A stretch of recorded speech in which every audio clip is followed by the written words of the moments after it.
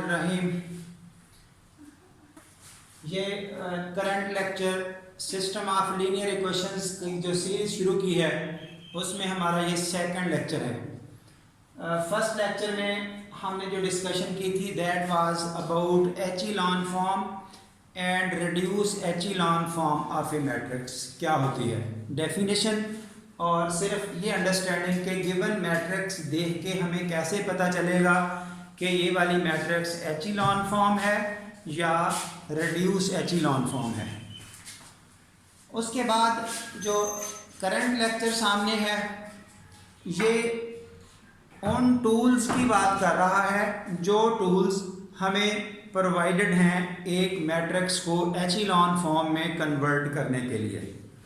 यानी कि टूल्स जैसे बोर्ड पर लिखना हो तो उसके लिए टूल एक मार्कर है, रब करने के लिए टूल मौजूद हैं लाइक दिस। यानी कि कोई भी वर्किंग हमें करनी हो तो उसके लिए कुछ टूल्स होते हैं, कुछ ऐसे रिजल्ट्स यानी कि जो चीज़ अवेलेबल हो जिसको यूज़ करते हुए हम कोई काम वर्किंग कर सकें।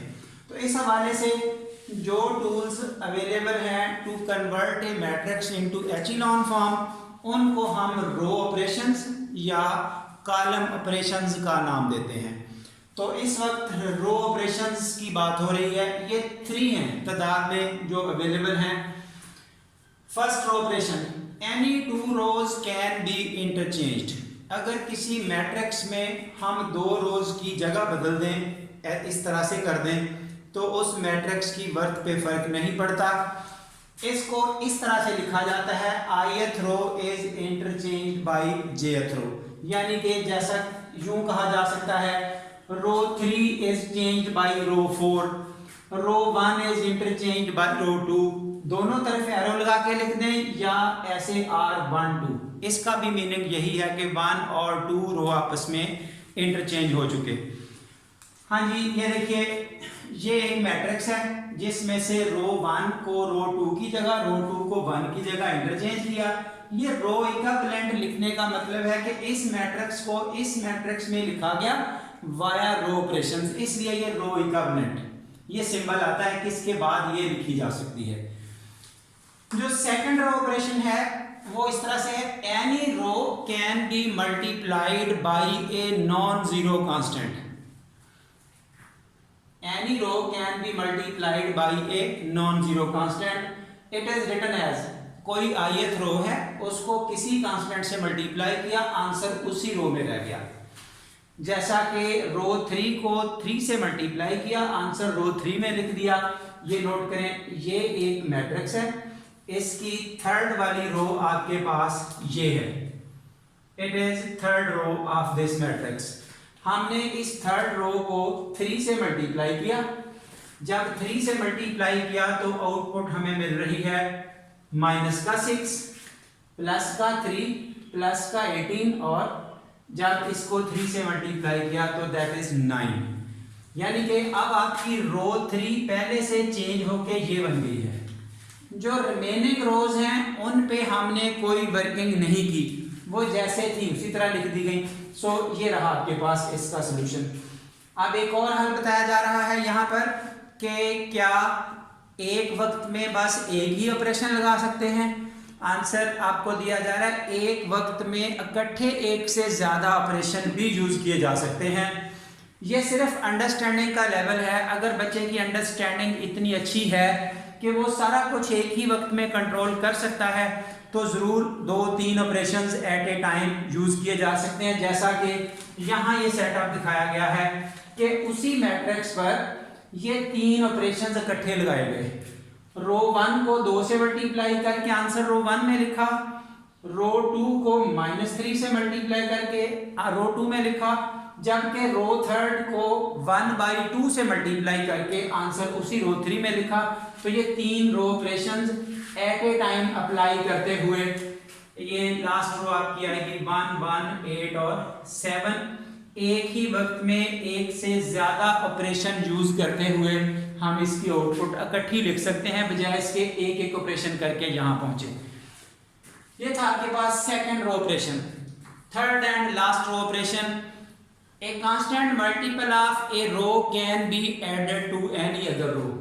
किसी एक रो को आप constant number non zero multiply करें, ये यहां पर भी वर्ड नॉन जीरो है, यानी कि जीरो मल्टीप्लाई नहीं किया जाएगा। Non zero constant multiple of any row can be added to any other row, या ये हो सकता है subtracted from any other row, minus करना चाहें तो कर सकते हैं। इट इज रिटन एज, ये कोई ith रो है, उसको k से मल्टीप्लाई किया, jth रो में ऐड किया, रिजल्ट उसी रो में रह जाएगा जिसमें ये ले जाके ऐड किया गया। जैसे एक कमरे से चेयर्स उठा के दूसरे कमरे में ले जाएं तो वो वहीं रह जाएंगी, जिस जगह लेके जानी है आंसर इनका वहां लिखना है, जिसको कांस्टेंट मल्टीप्लाई किया वहां नहीं लिखना, वो जैसे थी वो तो कॉपी हुई होनी होती है रो। हाँ जी, इस काम को देखिए, ये एक मैट्रिक्स है, इसमें रो 1 को 2 से मल्टीप्लाई किया, रो 2 में ऐड किया, जवाब फिर रो 2 में ही रह जाएगा। अब रो 1 जैसे थी आपके पास, ये देखिए ये रो 1 एज इट इज आ चुकी। अब क्या है, इस रो 1 को यहां से ले ले, बेशक 2 से मल्टीप्लाई किया, सारी रो को इसमें ऐड करना है। मौजूद वहां पे क्या है, माइनस का 2, जब उसको 2 से मल्टीप्लाई करके इसमें ऐड किया तो ये देखें, फिर ऊपर वाले को 2 से मल्टीप्लाई करके 6 बना, इसमें लिखा 2 पहले से मौजूद है, 2 से मल्टीप्लाई किया -2, 4 पहले से मौजूद है, वो दोनों इकट्ठे लिख दिए। -3 वहां पहले से मौजूद है, उसको 2 से मल्टीप्लाई किया तो ये लिखा गया, दैट इज -3 + 10। नीचे वाली रोज के साथ कोई वर्किंग ही नहीं की गई, इसलिए वो जैसे थी उसी तरह से आ चुकी। उसके बाद अब आर करके इस रिजल्ट को इकट्ठा करके लिख दिया गया। हाँ जी, अब देखिए एक पॉइंट, जो ये वाला स्टेप किया गया, ये सेपरेट लिखने वाला, ये एक्स्ट्रा स्टेप है। अगर कोई बच्चा यानी कि इस लेवल पे अंडरस्टैंड कर सकता है तो वेल एंड गुड, डायरेक्ट आप ये लिखिए, कोई मसला नहीं ऐसा, ये डायरेक्ट यहाँ से आप इस स्टेप पे पहुंच सकते हैं, ना कि आप पहले वो उस तरह लिखें फिर ये लिखें। इसी तरह ये कुछ और काम करके दिखाया कि एक ही वक्त में ये इस तरह के 3 ऑपरेशंस कैसे लगाए जा सकते हैं। यही काम इस पे 3 ऑपरेशन इकट्ठे लगाए जा रहे हैं।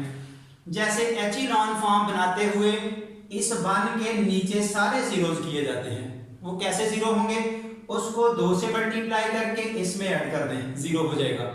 उसको 5 से मल्टीप्लाई करके इससे माइनस कर दें, 0 हो जाएगा। इसको 3 से मल्टीप्लाई करके इसमें से माइनस कर दें, 0 हो जाएगा। यानी कि जो 1 के नीचे वाले सारे 0 बनाने होते हैं एचेलॉन फॉर्म के लिए, ये उस तरह का सॉल्यूशन दिखाया है। ये देखिए एक एक करके लिखने की बजाय तीनों स्टेप इकट्ठे कर दिए। ये जो अभी बोला, रो 2 में क्या करना है, इसको 2 से मल्टीप्लाई किया, रो 2 में ऐड किया, 5 से मल्टीप्लाई किया, इसमें से माइनस किया, 3 से मल्टीप्लाई करके उसमें से माइनस किया, रिजल्ट उसी रो में रह जाएंगे जहां ये ले जाके ऐड या सब्ट्रैक्ट किया। तो आउटपुट आपके सामने एज पर रूटीन लिखी गई है, जैसे जैसे थी। रो फर्स्ट पे कोई चेंज नहीं है, उसको तो हम एक किस्म का कॉपी करते हैं, मल्टीप्लाई करते हैं किसी नंबर से, उठा के अगली रो में जिसमें भी ऐड या सब्ट्रैक्ट करना चाहें उसमें पहले से मौजूद नंबरों की जगह नंबर रहेंगे, जो नया रिजल्ट गया वो उनमें ऐड या सब्ट्रैक्ट हो जाएगा। ये स्टेप भी आपके पास एक्स्ट्रा लिखा है, ये एक्स्ट्रा स्टेप है। अगर कोई ना करना चाहे तो यहां से ये वर्किंग करके डायरेक्ट इस स्टेप पे पहुंचे।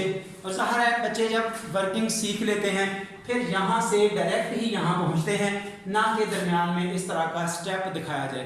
बहरहाल बेटर अंडरस्टैंडिंग के लिए ये मौजूद है। तो ये आपके पास 3 तरह के जो टूल थे वो डिस्कस हो चुके।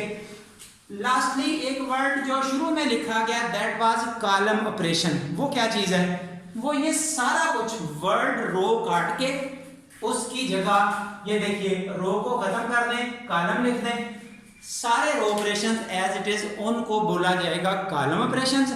यानी कि कोई 2 कॉलम इंटरचेंज कर दें, किसी एक कॉलम को बाहर से कांस्टेंट मल्टीप्लाई कर दें, या एक कॉलम को कांस्टेंट मल्टीप्लाई करके किसी और कॉलम में ऐड या सब्ट्रैक्ट कर दें, तो यही कुछ फिर बन जाएगा कॉलम ऑपरेशंस के साथ। मोस्टली हम वर्किंग, क्योंकि हमारे पास जो एचेलॉन फॉर्म का वर्क है वो रोज के साथ है, इसलिए मोस्टली हर कोई रोज का ही इस्तेमाल करता है।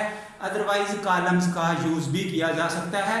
कॉलम ऑपरेशंस भी एज ए वही टूल वर्क करेंगे जिस तरह के टूल्स रो ऑपरेशंस के साथ काम कर रहे हैं। इंशाल्लाह नेक्स्ट वीडियो में हम वर्किंग करेंगे इस बात पर कि रो ऑपरेशंस को यूज करते हुए हम एचेलॉन फॉर्म और रिड्यूस एचेलॉन फॉर्म कैसे बनाएंगे, उसकी एग्जांपल्स प्रोवाइड की जाएंगी।